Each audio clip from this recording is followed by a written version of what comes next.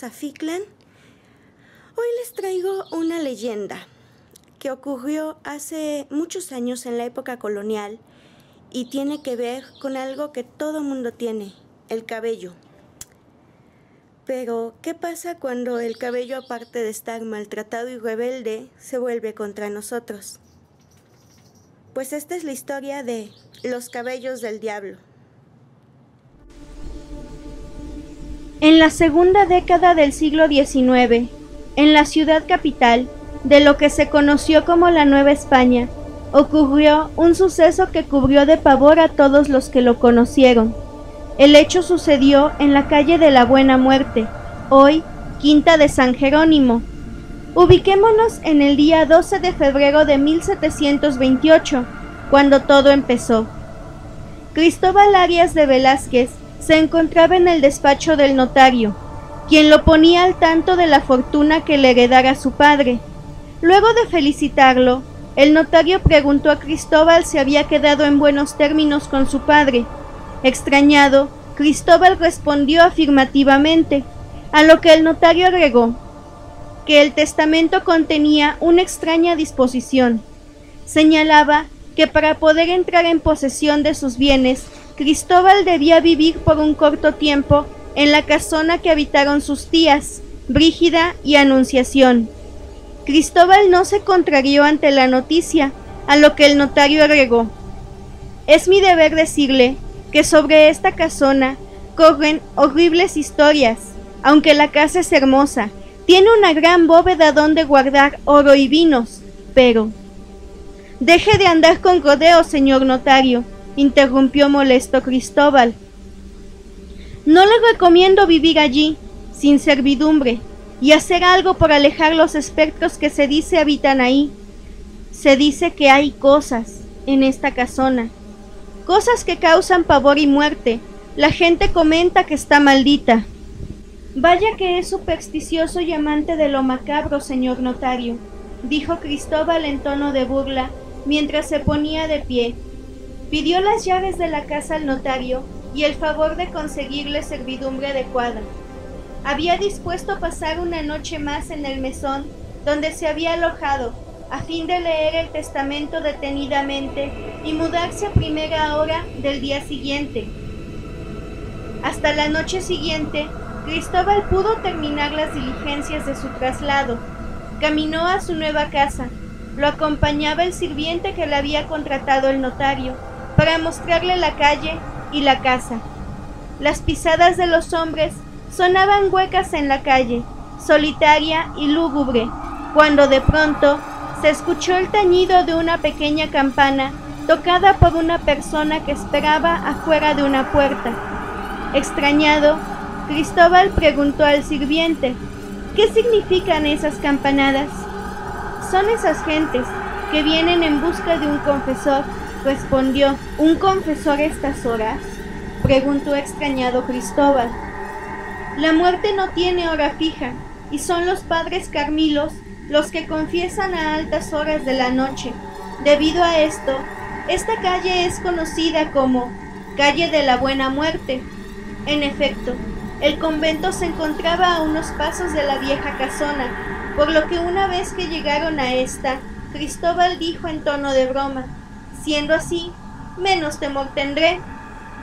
Tarde era ya para recorrer la casona, cuyo aspecto a simple vista solo denotaba el abandono y el vacío natural de una casa deshabitada por mucho tiempo. Cristóbal, práctico como era, ordenó al sirviente que llevara su equipaje a la habitación que encontró más cómoda, e instalado en la biblioteca, pidió que se le trajese una botella de vino.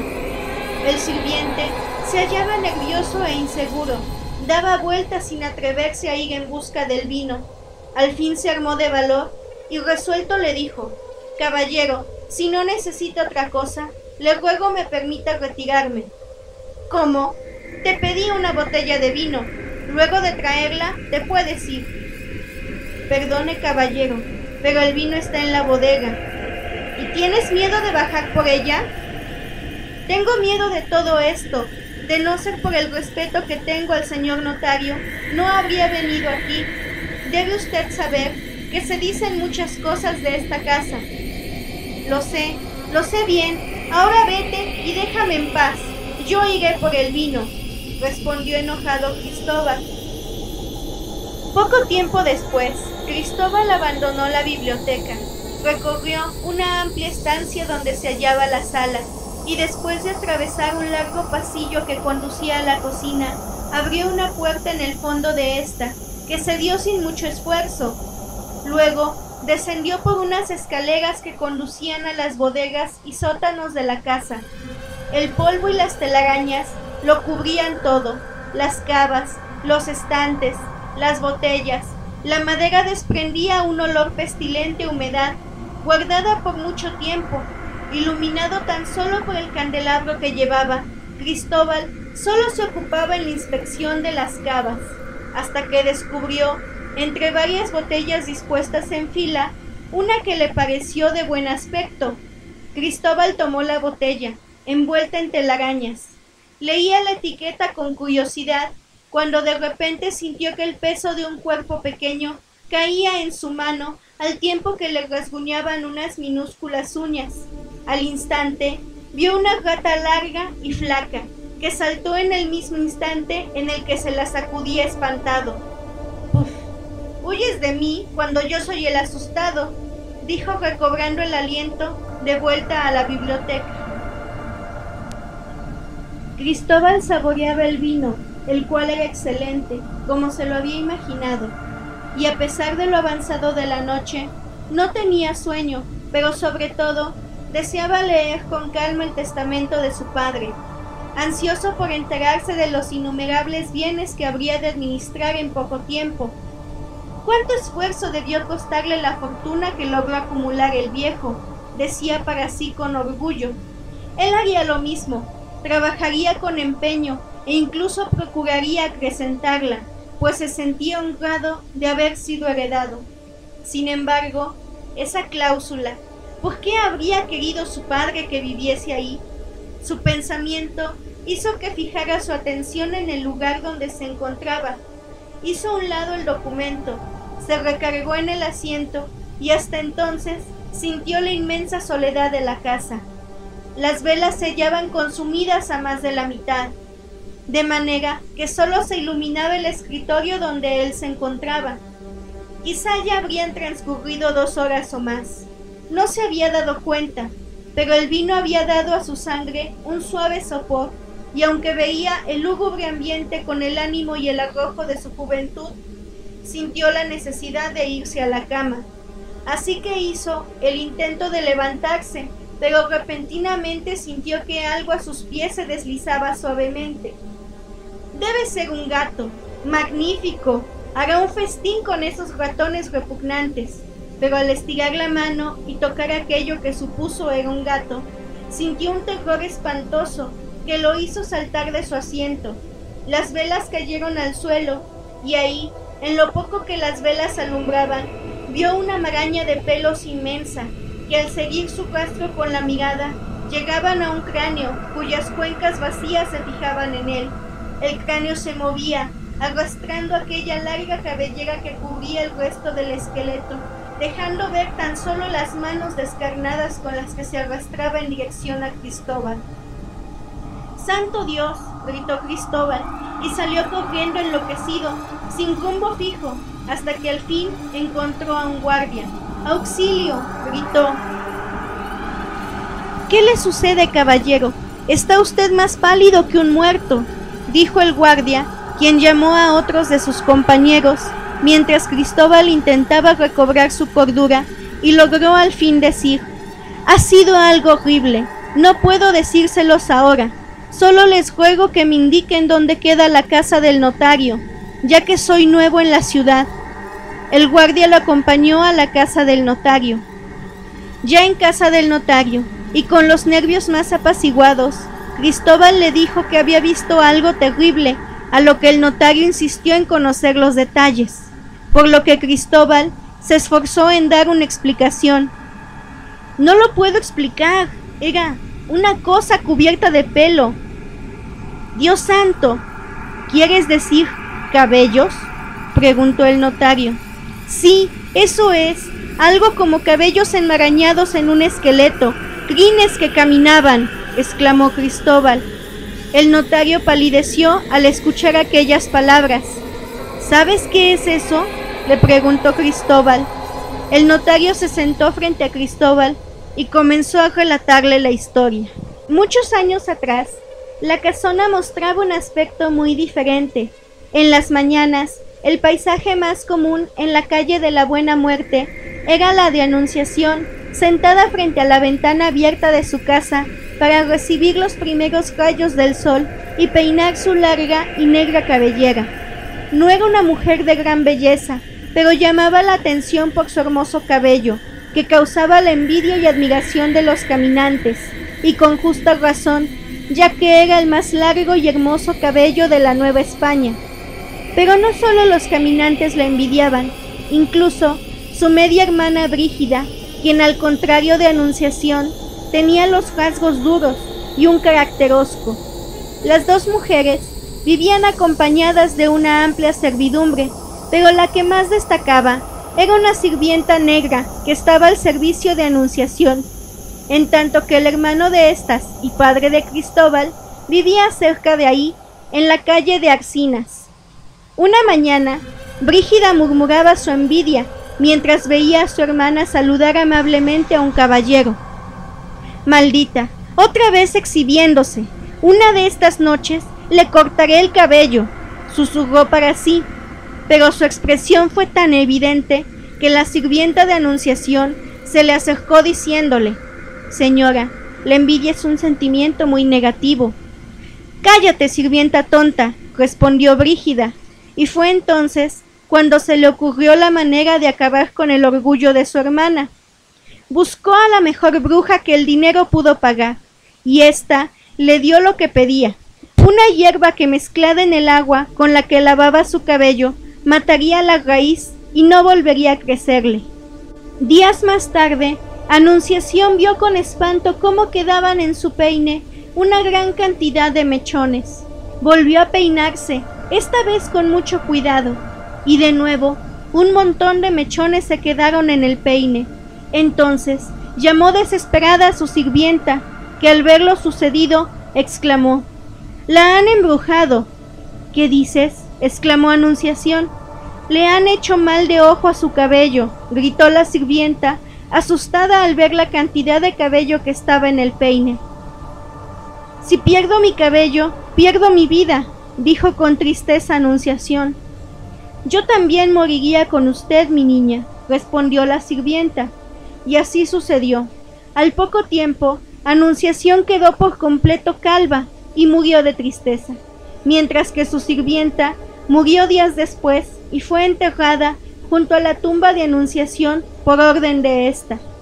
Sin embargo, cuando la sirvienta agonizaba, escuchó la risa de Brígida, quien no paraba de alegrarse de lo ocurrido a su media hermana, y con su voz ronca le lanzó una amenaza. «Sé bien que usted causó la desgracia de la señora Anunciación. Maldita seas. Yo, que soy creyente, he invocado al demonio para que le cause males mayores. Le saldrá tanto cabello que se volverá loca y tendrá la muerte más horrible». Brígida esbozaba una sonrisa burlona, incrédula de aquellas palabras. Después de la muerte de la sirvienta y de su media hermana Brígida, decidió despedir a toda la servidumbre y contrató a nuevas, para que así ninguna la viera mal o susurrara cosas a sus espaldas. Con el tiempo, el cabello de Brígida cambió de manera extraordinaria, pues ella, que siempre había tenido un cabello delgado y quebradizo, ahora tenía uno fuerte y brillante, que le caía graciosamente hasta la mitad de la espalda. Le dio por peinarlo junto a la ventana, en el mismo lugar que Anunciación lo hacía. Una noche, Brígida descansaba en su cama como siempre, pero esa noche los cabellos de Brígida cobraron vida y se alzaron como serpientes y comenzaron a enredarse alrededor de su cuello, aprisionándola cada vez más, hasta que al sentir que la presión la asfixiaba, se despertó gritando, por lo que su sirvienta acudió de inmediato. «Señora, ¿Qué sucede?, preguntó la sirvienta. Tuve una pesadilla. Mis cabellos se habrían convertido en serpientes e intentaron estrangularme. Brígida terminó de incorporarse y al mirarse en el espejo, notó que no solo había sido una pesadilla, ya que sus cabellos se encontraban enroscados alrededor de su cuello. La sirvienta, impactada, comenzó a retirarle el cabello del cuello, pero este parecía resistirse a abandonar su propósito, cosa que hizo que la sirvienta recordara lo que alguna vez escuchó decir. Señora, debería cuidarse de su cabello en las noches de tormenta, pues se dice que en las noches tormentosas los cabellos pueden cobrar vida, dijo la sirvienta. Estas palabras despertaron el temor en Brígida, por lo que le pidió a la sirvienta que amarrara sus cabellos a los bajotes de la cabecera. Le fue difícil acomodarse en aquella posición, pero su temor a ser asfixiada por su cabello era más grande. No pudo conciliar el sueño, ya que la tormenta era cada vez más fuerte, y cuando un relámpago alumbró su habitación, su cabello se soltó de los amarres e intentó asfixiarla de nuevo, pero el instinto de Brígida fue más rápido que los cabellos, ya que alcanzó a cortarlo antes de que éste lograra su propósito. Cansada de que su cabello intentara matarla, decidió cortarlo hasta la base, lo cual le dio un alivio temporal a su maldición. Brígida pidió a la sirvienta que no contara lo sucedido y cubrió su cabeza con un mantón con el que permaneció por varios días, temerosa de sentir que su cabello había crecido otra vez. Con el tiempo, el temor hacia su cabello fue cediendo, hasta el punto que desapareció por completo, y una noche decidió quitarse el mantón y, llevada por su caprichosa naturaleza, gritó: «Que llueva y que caigan rayos y centellas, ya no le temo a mi cabello». Y en ese mismo instante, su cabello creció desmesuradamente hasta llegarle a la cintura, y enseguida se enredó alrededor de su cuello, asfixiándole lentamente.